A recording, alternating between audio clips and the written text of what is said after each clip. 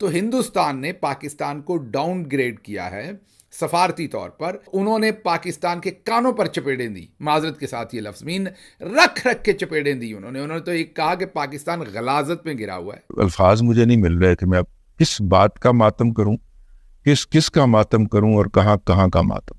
पाकिस्तान के माशरे को पहली दफा उन्होंने चैलेंज किया। आज के दिन तक हिंदुस्तान ने पाकिस्तान की सोसाइटी पर कभी बात नहीं की थी। उन्होंने पहली दफा दुनिया को एक डिफरेंट लेवल पर एंगेज किया और कहा कि पाकिस्तान का जो माशरा है उसके अंदर जो प्रॉब्लम्स है उससे अब हमारी सोसाइटी इंपैक्ट हो रही है।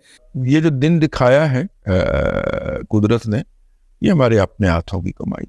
बहरहाल ऐसा लगता है कि पाकिस्तान की पॉलिसी वाकई रफ्ता रफ्ता जो है ना वो बदल गई कश्मीर के बारे में। तो मुझे लग रहा है कहीं आइंदा हम बेल आउट पैकेज के लिए कहीं हिंदुस्तान का रुख ही ना ले लें। जो हालात बने खड़े हैं और जिस तरीके से वो मैसेजिंग कर रहे हैं, पोस्चरिंग कर रहे हैं, मसल फ्लैक्स कर रहे हैं और पाकिस्तान को डाउनग्रेड कर। नमस्कार दोस्तों, स्वागत है आपका डी न्यूज़ में। आज हम सुनेंगे कि पाकिस्तान हिंदुस्तान के बारे में क्या बोल रहा है।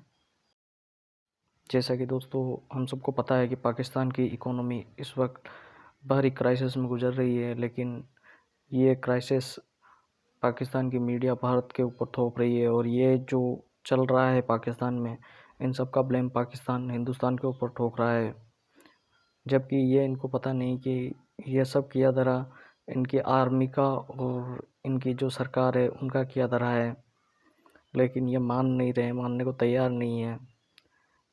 कश्मीर में इंडिया हमला करना चाहता है तो पाकिस्तान के ऊपर अगर इंडिया हमला करेगा और हमारी सरजमीन को क्लेम करेगा तो हम उसको मुंह तोड़ जवाब देंगे।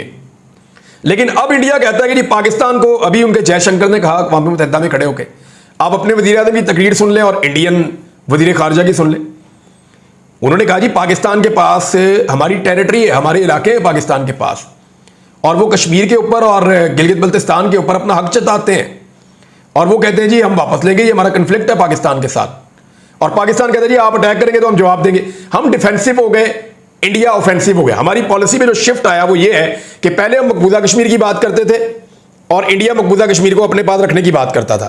अब हम आज़ाद कश्मीर की बात करते हैं, इंडिया आज़ाद कश्मीर की बात करता है और हम कहते हैं नहीं हमने इसको अपने पास रखना है। यानी ये तो एक अजीबोगरीब सिचुएशन है इस वक्त और समझ से बाहर है कि पाकिस्तान की ये क्या रियासती पॉलिसी बदल गई है। दोस्तों पाकिस्तान के पास खाने को दाने नहीं है और ये कश्मीर मांग रहे हैं, इनको कश्मीर चाहिए, इनसे इनका सिंध संभल नहीं रहा, आज़ाद कश्मीर चाहिए इनको। इनके इनके कॉलेजों में दंगे हो रहे हैं, बम फूट रहे हैं, मॉल लूट रहे हैं, फिर भी इनको कश्मीर चाहिए। कैसे बेशर्म लोग हैं, देखिए दोस्तों।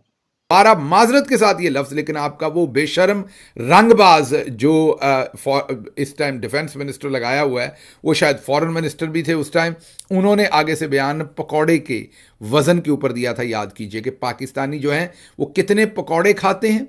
5 करोड़ पकौड़े रोज़ पाकिस्तानी खाते हैं और उसमें उन्होंने बताया था कि उसमें हर पकौड़े के अंदर कितना तेल, कितने ग्राम जाता है।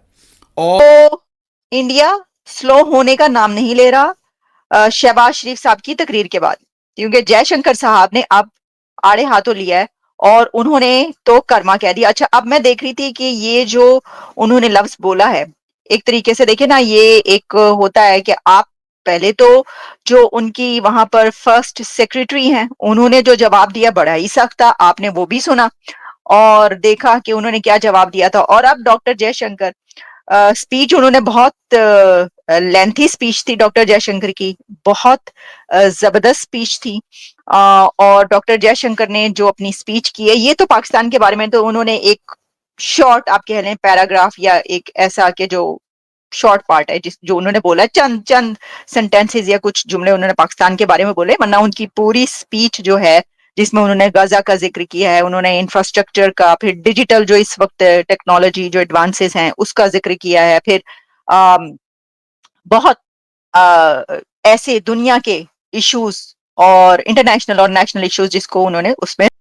दोस्तों जिस प्रकार की इंडिया की फॉरेन पॉलिसी है और जिस तरह की इंडियन गवर्नमेंट फॉर्म में मोदी गवर्नमेंट जो कि 3.0 बहुत ही अच्छा उम्दा परफॉर्मेंस कर रही है, जिसमें विदेश मंत्री एस जयशंकर साहब, उनका जो लहजा है वो कुछ अलग ही बयां करता है। मुझे लगता है दोस्तों कुछ ही दिनों में पाकिस्तान का नामो निशान मिट के रहेगा। एक ही तो चीज़ है हमारे पास कि हम इंडिया के खिलाफ हम नंबर 1 है और इंडिया से हमने बचाया हुआ है। हमारी फौज भी इतनी बड़ी इसीलिए, हमारे पास न्यूक्लियर पावर भी इसीलिए, हमारा होना ही इसलिए है कि हमारी इंडिया के साथ दुश्मनी है। यही तो हमारा एक जो तुर्रा इम्तियाज़ है। अब हमने जवाब तो दिया होगा, ये है जी जवाब। ये ज़रा गौर से देखें इस खातून को। ये अम्मा जी जो हैं, इनको पकड़ के आज इनके ऊपर हमने दहशतगर्दी का पर्चा दर्ज किया है ना। हम बड़े शर्म वाले, बेशरम तो हम हैं ही नहीं, गैरत वाले भी बड़े हैं, बगैरत भी हम नहीं हैं। ये ज़रा गौर कीजिए उधर इंटरनेशनल फ्रंट पर हमारे साथ क्या हो रहा है। ये ज़रा गौर कीजिए अम्मा जी की जो चेहरा है ना, उस पर पड़ी हुई झुर्रियों पर गौर कीजिए।